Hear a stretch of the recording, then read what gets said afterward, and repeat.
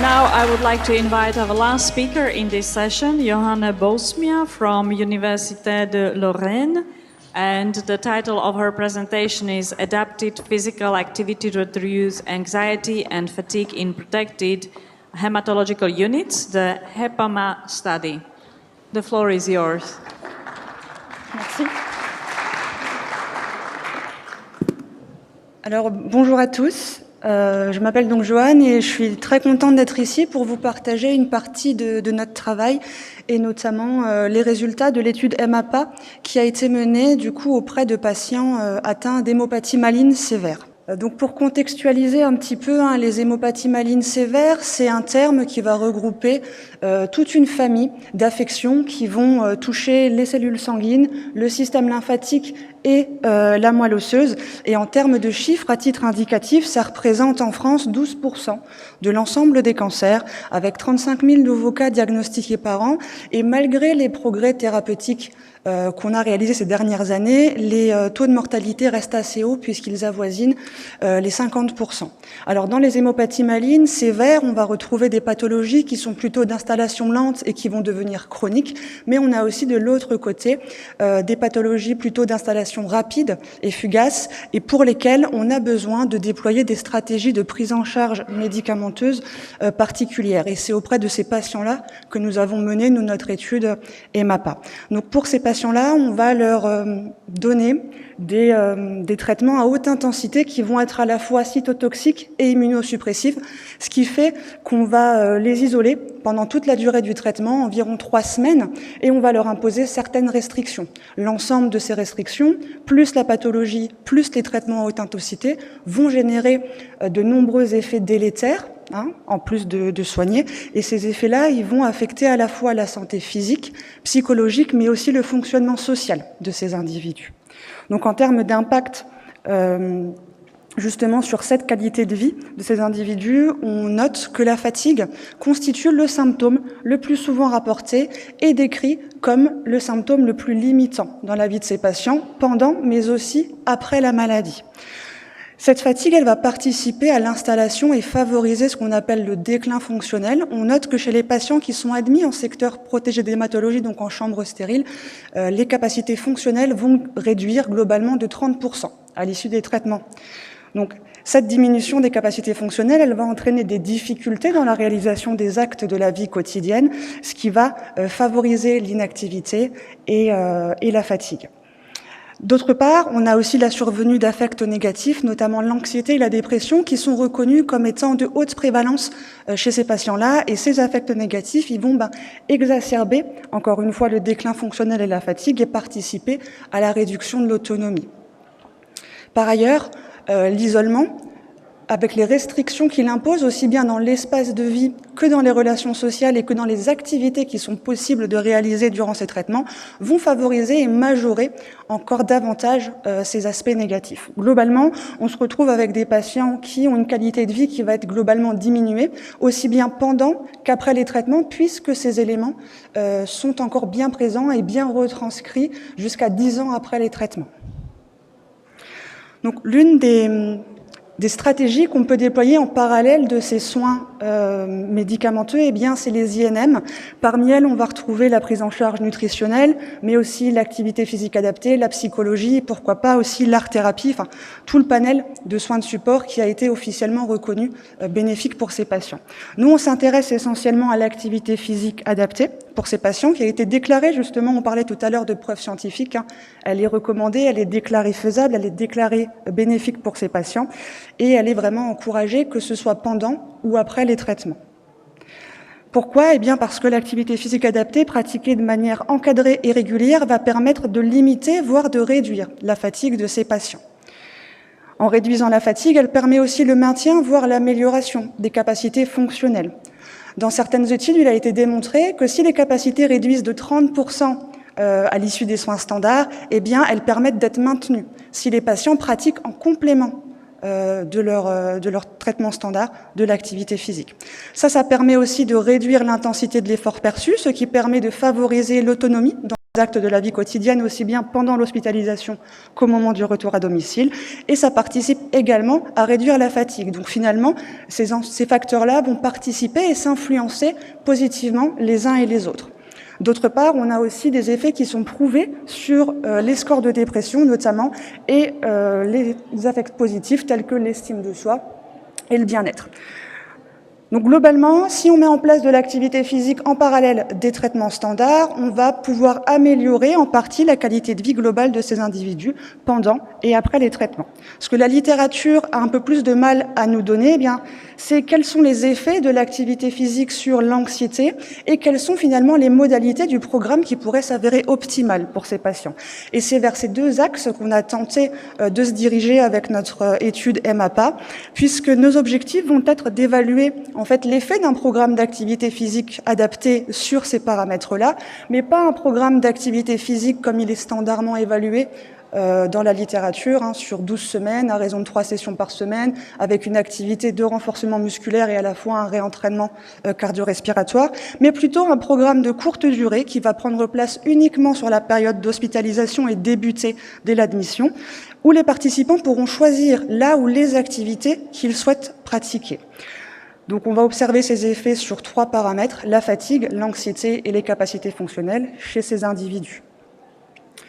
Donc on part des hypothèses que ce type de programme pourra générer peut-être davantage de bénéfices sur le versant psycho-émotionnel de ces patients, notamment en réduisant l'anxiété et la fatigue.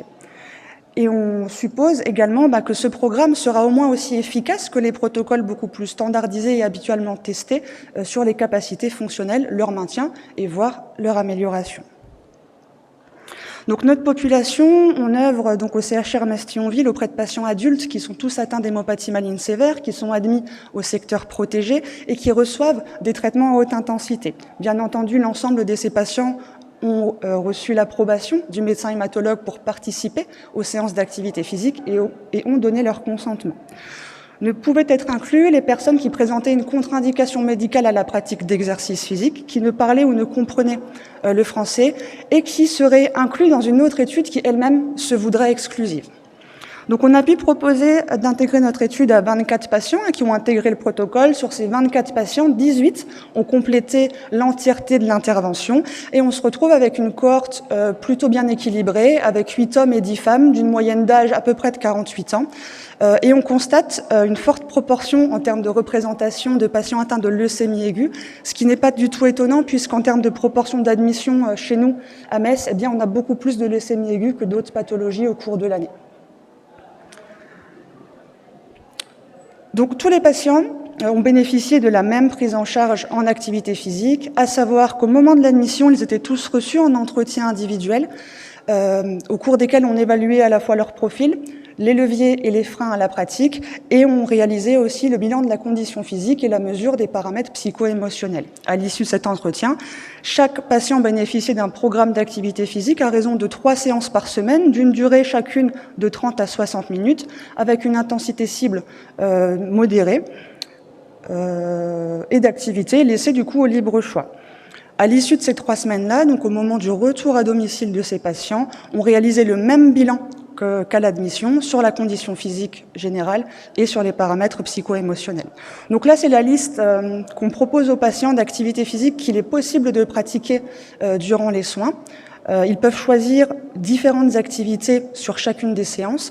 Et cette liste, elle n'est pas terminée, c'est-à-dire que s'ils sont force de proposition et qu'il y a des choses qu'ils souhaitent pratiquer, eh bien, on va essayer de faire en sorte de répondre à leurs demandes. Alors, ce que je leur dis souvent, c'est que hormis l'équitation, l'escalade et la natation, normalement, on est capable de tout faire en APA. Donc, c'est un petit peu l'idée derrière tout ça. Donc, l'étude MAPA, c'est une étude de comparaison pré- et post-intervention. On a 2 temps de mesure, au début du programme et à la fin du programme directement. Entre les deux, on a donc l'intervention. On évalue, je vous l'ai dit tout à l'heure, 3 paramètres. L'anxiété, à l'aide du STEI YA. On s'intéresse, nous, uniquement à l'anxiété état de ces patients qu'ils vont remplir à 4 reprises, 2 fois lors de la première séance, 2 fois lors de la dernière séance. Et de cette manière, on va pouvoir obtenir, ou observer en tout cas l'effet d'une seule séance sur l'état d'anxiété, mais aussi l'effet du programme en lui-même. La fatigue est évaluée à l'aide du questionnaire MFI 20, version française, qui est complétée une fois à T1, une fois à T2. Et la condition physique est évaluée à l'aide de tests sous-maximaux qui sont fréquemment utilisés sur le terrain, à savoir le test de marche de 2 minutes et le test du lever de chaise 5 répétitions, qui sont eux aussi réalisés une fois à T1 et une fois à T2. Donc, concernant nos résultats, eh bien, on constate qu'à l'issue de nos 2 séances, donc en début et fin de prise en charge, l'anxiété réduit significativement dans les suites directes de la séance APA. Par contre, ce qu'on constate aussi, c'est qu'on n'a pas forcément d'effet du programme en lui-même. Bien que le score diminue d'environ 6%, ça n'atteint pas le seuil de significativité. On a dit tout à l'heure que les émotions et les affects étaient gérés de manière un petit peu différente selon qu'on soit des hommes ou des femmes. Et nous, on s'est aussi posé cette question-là. On s'est demandé, est-ce qu'on a des différences finalement entre nos sujets femmes et nos sujets hommes dans la gestion de cette anxiété, ou en tout cas son vécu. Et on constate des profils différents selon qu'on soit un homme ou une femme. Avec plutôt un profil en dents de scie chez les femmes, alors qu'on a plutôt une diminution linéaire chez les hommes. Donc, significativement, on constate aussi que l'activité physique adaptée va pouvoir réduire l'anxiété des hommes à tout moment, avec même une tendance sur l'effet du programme, alors qu'elle ne semble significativement efficace que lors de la première séance chez les femmes. Par contre, si on s'intéresse au cliniquement significatif, on constate bien que les femmes ont pu réduire leur anxiété de l'ordre de 15% entre le début de la première séance et la fin, et pareil sur la deuxième. Donc on a quand même des choses qui sont intéressantes et qui pourraient, pourquoi pas, être démontrées par une cohorte un peu plus importante. Concernant la fatigue, du coup, je vais passer assez rapidement. Globalement, on n'a pas de changement. Ça rejoint ce qu'on démontre en littérature. La fatigue n'augmente pas, à savoir qu'elle est connue pour augmenter d'au moins 46% lorsqu'il n'y a pas d'activité physique qui est pratiquée pendant cette période de traitement. Donc, le maintien de la fatigue, finalement, ce serait plutôt une limitation de celle-ci.